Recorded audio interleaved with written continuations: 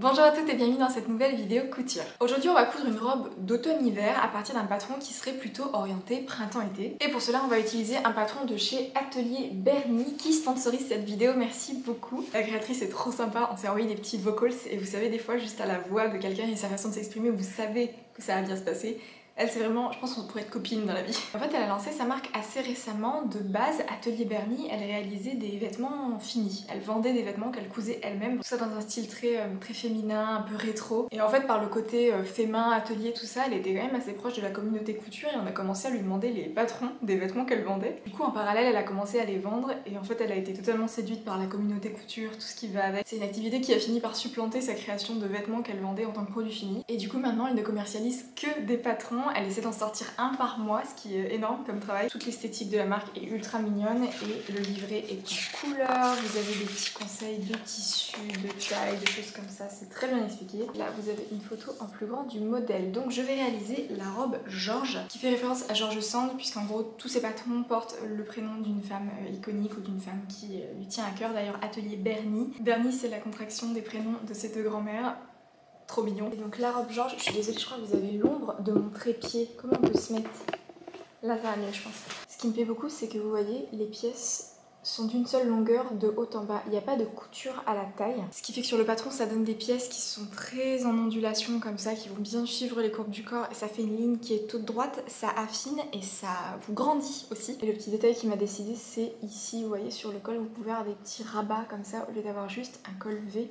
Donc j'ai très envie de faire cette version. J'ai hésité encore jusqu'à hier à savoir si je faisais la longueur courte ou la longueur midi, puisqu'à la fois en hiver j'aime bien porter des robes courtes avec des bottes et des manches longues, mais en même temps avec le tissu que j'ai choisi j'ai l'impression qu'une version midi serait particulièrement chic. Et normalement j'ai pris assez de métrage, je crois que j'ai pris 3 mètres de tissu, parce que vous avez quand même tout le haut qui est doublé, notamment pour la partie avec le col qui ressort. Il va aussi falloir que je casse des manches longues dedans, puisque de base vous voyez c'est des petites manches un peu papillons comme ça. Mais Morgane la créatrice est en train de sortir un pack de manches longues qui peuvent venir se greffer sur cette robe. Alors mettre des manches longues comme ça sur une robe d'été c'est quelque chose que j'ai déjà fait plusieurs fois et ça marche très bien en fait. J'avais déjà entendu des personnes dire que ce qui était embêtant avec la couture c'est que pour l'hiver il y a beaucoup moins de choix, c'est difficile de trouver des modèles qui vont être suffisamment chauds etc. Mais je pense que ça résulte surtout d'une difficulté à se projeter par rapport à un dessin technique et une présentation. Par exemple si vous voyez ça, c'est sûr que tout de suite vous n'allez pas penser au mois de janvier-février quoi. Mais imaginez toujours ces petites robes là avec soit un col roulé en dessous, des manches longues, cousues dans un lainage,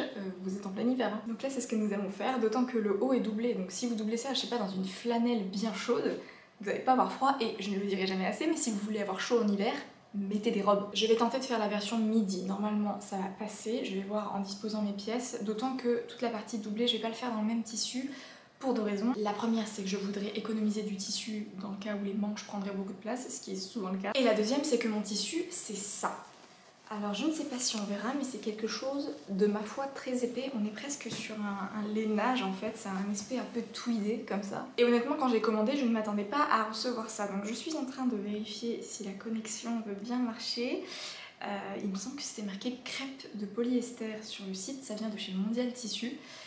Et pour moi, c'est pas vraiment un crêpe. Vous voyez les petits fils qui se sauvent, vous voyez le chaîné de trame, et c'est pas du tout du crêpe, ni dans la texture, ni dans le tissage presque. Mais en gros, mon tissu, c'est quand même quelque chose d'assez épais.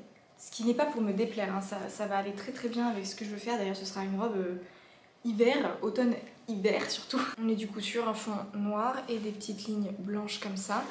Alors quand je l'ai reçu, j'ai commencé à toucher, déjà c'était pas du tout ce à quoi je m'attendais, mais au-delà de la surprise, je me suis dit mince, je crois que ça gratte. Et alors moi, je suis vraiment une chouchotte. Vous savez, je suis partie des gens qui ont la peau atopique, sensible. La simple vue d'un pull qui gratte me fout des plaques rouges sur tout le corps. Donc je rigole pas vraiment avec tout ce qui est matière qui gratte. Vous voyez bien que je porte jamais de l'urex parce que le moindre truc ça me démange, enfin voilà. Mais en le mettant vraiment directement sur ma peau, je l'ai mis comme ça, sous mes aisselles pour voir ce que ça faisait et tout. En fait c'est pas que ça gratte, c'est juste la texture qui est un peu épaisse. Donc je l'ai lavé depuis, encore une bonne raison de toujours laver ces tissus. Et il s'est beaucoup assoupli et surtout il s'est un peu comme peluché, enfin vous savez l'après qu'ils mettent dessus est parti au lavage et donc il est beaucoup plus agréable contre la peau et en fait ça pique pas du tout. Néanmoins pour être sûre, je vais doubler l'intérieur avec cette petite cotonnade là que vous reconnaissez sûrement. C'est des chutes que j'avais, j'en ai encore pas mal. Sauf pour la partie de l'avant ici puisque vous avez le rabat qui sera visible mais sur tout le reste, je crois que vraiment tout le haut du corps est doublé. Je pense que je vais découper là-dedans et ce sera bien. Normalement, selon le tableau des tailles, j'aurais dû faire un 34 en haut, un 34 aux hanches et un 36-38 à la taille.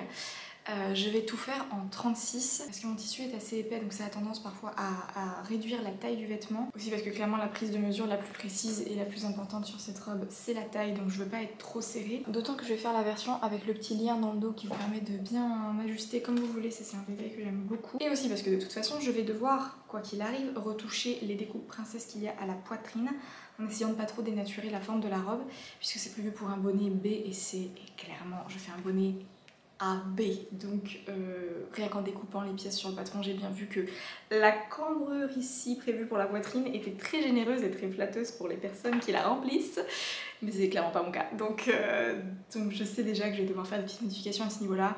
Du coup j'ai tout fait en 36 et ce sera bien. Voilà, écoutez, je pense avoir tout dit sur cette intro. Si je me rends compte que la robe en version midi fait trop mercredi Adams, je recouperai en version courte.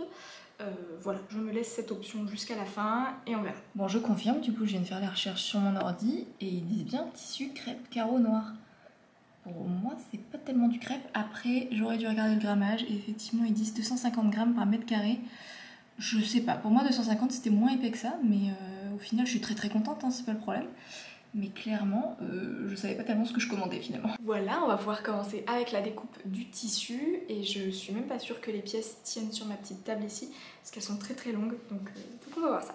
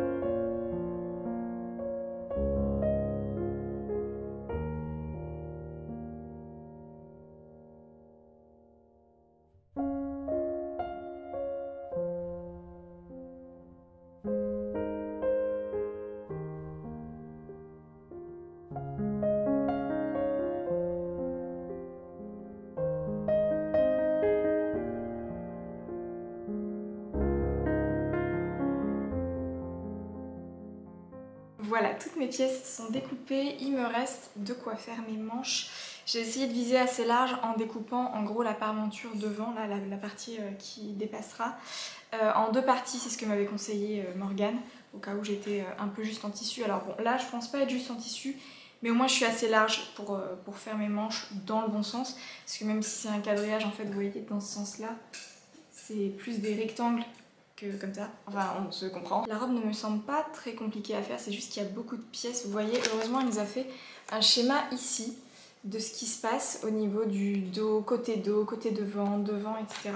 Je trouve que des fois ça manque un petit peu d'avoir cette vue d'ensemble quand on essaie de comprendre vraiment ce qui se passe. Donc là je vous disais, je vais commencer par travailler un peu ma doublure pour voir au niveau du corsage ce qui me va. Je vais essayer de ne modifier que la pièce numéro 7, vous voyez, qui est le côté devant ici. Parce que c'est vraiment, de toute façon on le voit sur le schéma, c'est assez bombé au niveau de la poitrine. Je pense que je vais juste essayer d'enlever, je vais faire un test sur la doublure et quand ce sera validé je ferai la même chose sur la partie extérieure. Une chose que j'avais pas réalisée et qui m'enchante un peu, c'est qu'il va y avoir une très jolie découpe dans le dos. Là vous voyez, c'est le milieu dos et vous allez avoir comme ça de manière très symétrique. J'espère que sur moi ça va quand même rendre symétrique, mais c'est quelque chose qui généralement est assez féminin et ça fait vraiment une belle chute de rein après. Donc voilà, je vais commencer par cette partie pas très intéressante de modification de patron. Moi je fais ça vraiment à l'œil, au pif, il n'y a rien d'académique dans ce que je fais. Mais ça fonctionne!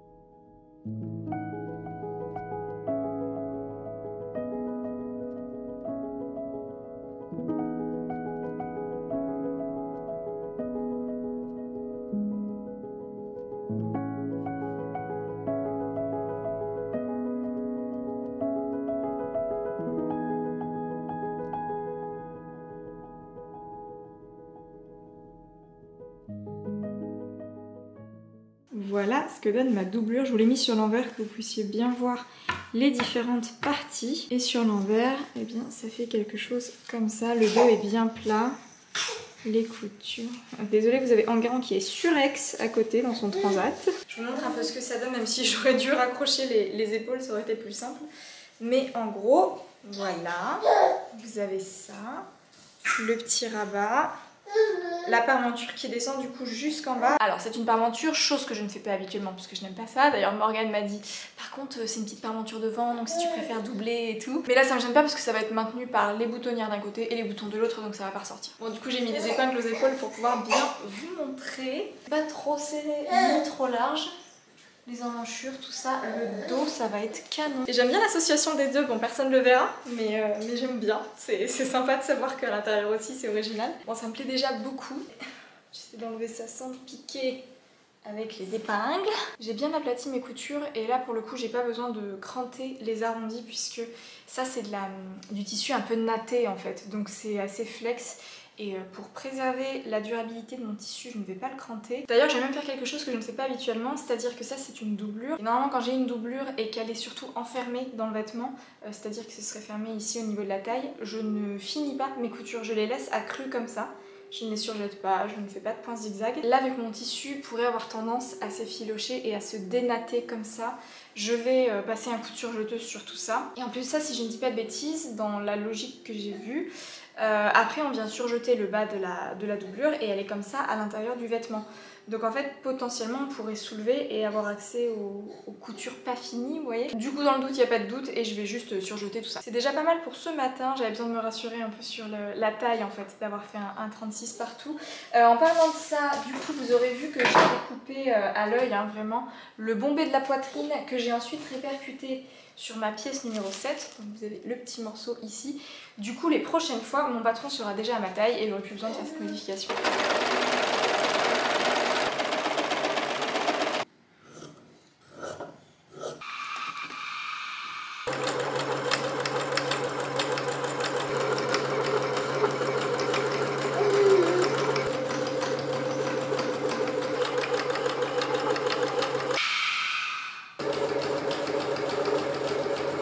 Alors jour numéro 2, j'ai un petit peu avancé, j'ai préparé mes petites bandes là qui vont être les ceintures à glisser dans le dos. Alors j'ai un peu galéré parce qu'on est censé, vous savez, coudre endroit contre endroit et retourner comme une chaussette. Mais mon tissu étant très épais, j'ai essayé avec ma cuillère en bois, machin, ça ne voulait pas.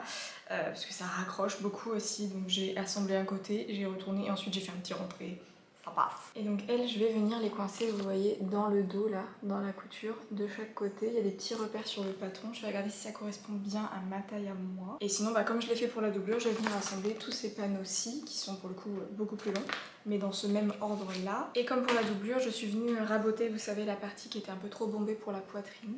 Donc j'ai juste recopié ce que j'avais fait sur la partie doublure, sur la partie tissu extérieur. Donc ça c'est la grosse étape qu'on va faire juste après. Et en plus de ça, il faudra que je vienne surjeter mes coutures, ce qui pour moi est la partie la plus stressante vu que en ce moment la surjeteuse, et ça fait déjà un petit moment que ça dure, ne fonctionne pas très bien. Enfin les fils se cassent déjà parce que j'utilise du fil mousse tout le temps, donc en gros ça se défait, ça se coince, etc. Donc il faut que je surveille. Et surtout ça fait quasiment 3 ans que je l'ai, je ne l'ai jamais fait réviser. Le couteau est celui d'origine, donc j'ai déjà de la chance qu'elle continue à fonctionner encore aujourd'hui. Et du coup je vais vraiment profiter d'être sur le continent pour faire réviser mes 2 machines, puisque pareil, ma machine à coudre, vous la connaissez celle-ci, tout le monde se plaint de cette machine même si elle est super. Il y a plein de trucs qui bug souvent, moi le coupe-fil par exemple ne marche plus. Et d'ailleurs ici il y a une clinique pour machine à coudre, mais il se trouve que j'ai beaucoup de travail pour la chaîne en cette fin d'année. De toute façon c'est commun à tous les youtubeurs, c'est pas que pour la couture. Septembre, octobre, novembre, décembre, c'est les mois sur lesquels tu vas le plus travailler, où tu gagnes aussi le plus d'argent. Donc c'est pour ça que tout le monde fait des vlogtober, vlogmas, des choses comme ça. On a tout intérêt à produire beaucoup de contenu en fin d'année. Voilà, je sais pas si ça vous intéresse, ce genre de petites infos YouTube business. Mais le fait est que pour l'instant, je ne peux pas me permettre de me séparer de ma machine à coudre pour 1 semaine ou 2. Donc voilà, j'essaie d'avancer le plus possible pour ensuite les faire réviser juste avant de partir. Bref, trêve de blabla, j'ai fini ma petite doublure et j'ai fait un peu de zèle parce que j'ai bel et bien surjeté mes coutures là à l'intérieur pour pas que ça s'effiloche. Mais sur l'intérieur de la parmenture, donc qui sera visible dans le vêtement, Au lieu de surjeter le bord, j'ai posé un billet tout autour. Voilà. Vraiment aucun regret, j'adore le rendu. Et encore une fois, je faisais pas tellement confiance à ma surjeteuse. Donc si le fil casse en plein milieu et que j'ai un raccord, ça me saoule. Donc je préfère poser un billet. Là, ce genre de détail, moi ça me transporte. Et donc mon petit billet là comme ça court sur tout le bas de la parmenture. Je pense que ce sera ultra élégant, même si encore une fois personne ne voit ce genre de détails à part vous-même. Mais je trouve ça trop agréable, ça améliore vraiment la vie d'avoir ce genre de truc. Mais avant de la poser, eh bien, il faut que je crée mon vêtement extérieur, donc on va s'atteler à ça et ensuite on se retrouve pour la fusion des deux.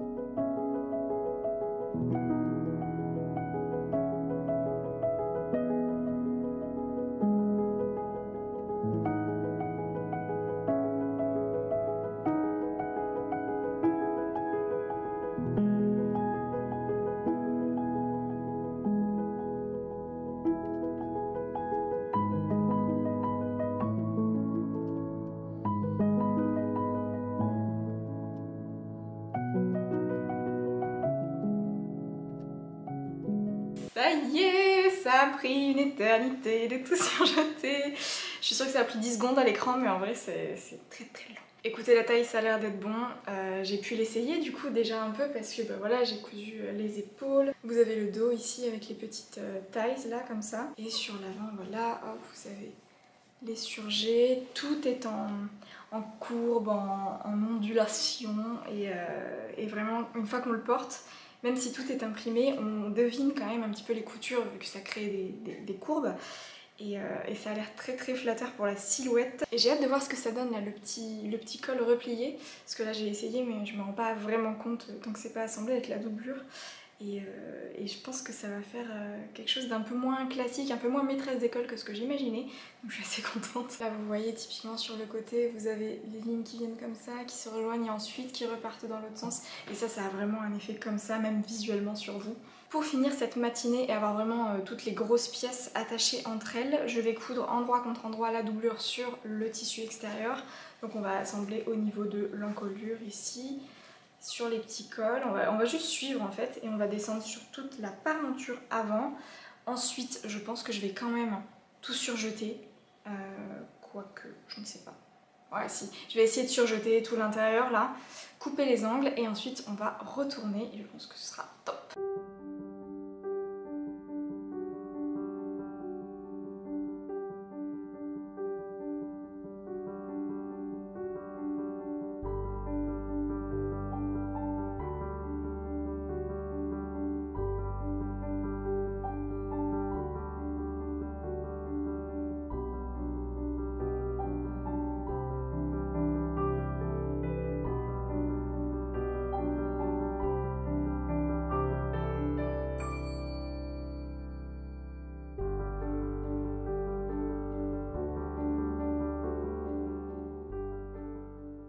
On avance trop bien aujourd'hui. Ça y est, ma robe est doublée sur le haut. Et du coup, les petits rabats, c'est sympa parce que ça fait des lignes dans d'autres sens, donc on les voit vraiment bien. Au niveau de la taille, pas de regret pour le 36 parce que l'air de rien, là, une fois que ce sera fermé, ce sera quand même déjà bien près du corps et ça permettra quand même de resserrer un petit peu ici à l'arrière avec les petites attaches. J'aurais aimé continuer aujourd'hui et faire notamment les boutonnières et coudre les boutons. Seulement, je n'ai plus de fil noir. J'ai pas vu le truc arriver. Du coup, autant les coutures d'assemblage, j'aurais pu prendre du marron, vous voyez. Mais là, les boutonnières, ça va vraiment se voir, donc il me faut absolument du noir. Je vous montre l'intérieur, du coup, avec ma petite doublure contrastante. Le biais ici qui, du coup, finit la doublure parmenture sur toute la longueur. Ici en haut, voilà. Et cette partie qui, du coup, était dans le même tissu. Et à l'intérieur, pas de risque que ça s'effiloche, vu que j'ai tout surjeté. Donc écoutez, on se retrouvera pour une troisième journée sur cette robe puisque de toute façon je n'ai pas les manches. Je dois attendre que Morgane me les envoie, mais c'est une question de jour, je l'aurai très bientôt. À ce moment-là, on posera nos manches et on mettra nos petits boutons. En plus j'ai commandé des boutons super jolis, donc voilà, on se retrouve tout de suite. Bonjour, nous sommes quelques jours plus tard et nous nous retrouvons pour la suite et fin, normalement, de ce projet puisque j'ai reçu mon fil noir et surtout j'ai reçu l'extension des manches envoyée par Morgane. Elle a vraiment bien taffé parce qu'en gros il y a 6 combinaisons de manches différentes et donc au niveau du poignet vous avez 3 finitions. Vous en avez une avec un bracelet simple, vraiment un rectangle tout droit. Le second est un bracelet qui est froncé et le dernier que je trouve vraiment canon, c'est en gros sous forme d'un cercle de tissu, ce qui fait que ça va venir faire un volant autour de votre poignet sans être froncé, ce qui évite d'alourdir la silhouette. J'ai donc très envie de faire cette version du poignet, mais malheureusement avec le tissu que j'ai choisi ça va pas le faire. J'ai néanmoins en stock une viscose que du coup maintenant je réserve à une deuxième version de cette robe Georges à manches longues, et sur celle-ci vu que le tissu est beaucoup plus fluide, je ferai ce joli petit volanté là qui retombe sur le poignet, c'est trop beau. Pour l'heure, avec le tissu que j'ai choisi, alors pour le coup je vais pas faire un truc de foufou puisque j'aimerais que ma robe soit quand même portable tous les jours, je veux pas quelque chose de trop théâtral,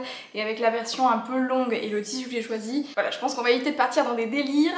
Je vais faire du coup la manche simple, pas la bouffante, et le poignet de manche classique, un rectangle avec fente indéchirable. Vous verrez qu'avec les boutons que j'ai choisis, ça devrait quand même faire un ensemble très harmonieux et avoir assez de détails comme ça. Je suis allée du coup à l'ouverture de Bureau Vallée ce matin à 9 h, j'ai fait imprimer mon patron, j'ai décalqué ma taille, donc j'ai continué à faire un 36. Je vais coudre intégralement mes deux manches là avec le poignet, le truc, le machin, et on se retrouvera pour voir le montage des manches sur le vêtement qui comme d'habitude va vraiment changer et ficeler le projet.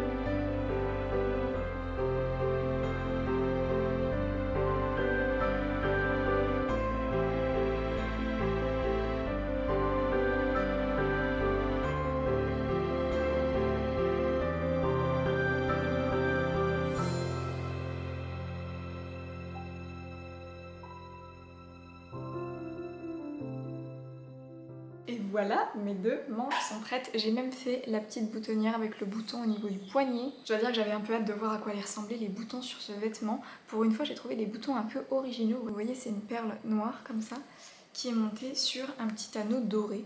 Donc ça se coud très facilement et bizarrement ça tient très bien. Je trouve que ça finit vraiment bien le vêtement et ça ajoute une petite touche un peu chic sur l'imprimé qui peut être un petit peu, pas basique, mais un peu paysan, vous voyez. J'essaie de vous faire un petit essayage. Hop. Ça va tomber à peu près comme ça, voilà. En tout cas, je vais pouvoir fixer ces manches sur la robe, j'ai trop hâte de voir ce que ça donne. Et il ne me restera plus qu'à faire bien toutes les boutonnières comme ça sur l'avant. Je vais en avoir 8 à faire, je pense. De toute façon, je n'ai plus que 8 boutons, j'en avais commandé 2 x 5 sur le site de Mondial Tissu. Donc je monte mes manches, je fais mes petites boutonnières, un ourlet et on se retrouve pour le rendu final.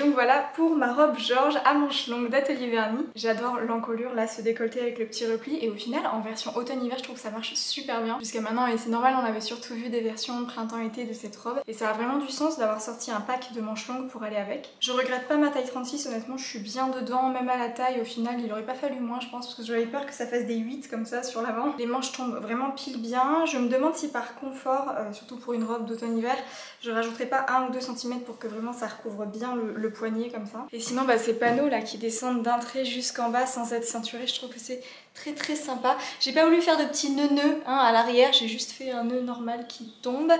Vous voyez que naturellement la taille est assez marquée par les ondulations du patron. Je ne regrette pas non plus d'avoir gardé la longueur midi déjà pour des raisons de météo et aussi parce que j'avais peur que ça fasse un peu petite fille si ça arrivait au-dessus du genou. C'est toujours un peu ma crainte avec la partie jupe des robes et les jupes en général, c'est que ça fasse un peu trop petite fille et pas assez femme, c'est quelque chose que j'essaie d'entretenir en tout cas. Et là cette robe avec des bottes hautes, ça fait un style un peu dark mais hyper classe, enfin moi j'aime beaucoup. C'est la première fois en tout cas que je cousais un patron de chez Atelier Berny et le livret est ultra clair et effectivement je trouve qu'il y a un petit côté rétro à tous les modèles que crée Morgane, donc je vous invite à aller voir ce qu'elle fait. Comme je vous disais, j'ai déjà prévu d'en coudre une seconde version qui pour le coup va être dans un tissu fleuri très fluide. Alors on pourrait se dire que c'est pas pour l'hiver mais moi je vais essayer de le porter quand même et c'est surtout parce que je voudrais voir ce que donnent les fameuses manches avec le petit volant comme ça autour du poignet et la prochaine fois je pense que vous savez les attaches dans le dos, je vais les faire beaucoup plus longues pour commencer par les croiser devant et les attacher dans le dos.